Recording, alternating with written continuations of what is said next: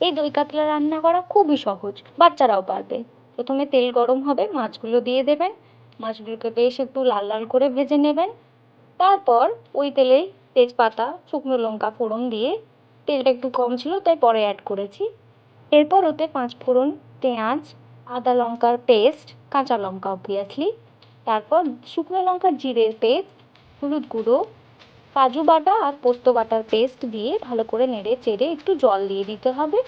এরপর এটাকে একটু ফুটিয়ে নিয়ে কাঁচা লঙ্কা অ্যাড করে দেবেন। যদি ঝাল কম খান কম দিতে পারেন, স্বাদ মতো নুন। এরপর এটাকে 1 মিনিট মতো কষিয়ে আমরা আগে থেকে ফেটিয়ে রাখা টক দইটা অ্যাড করব।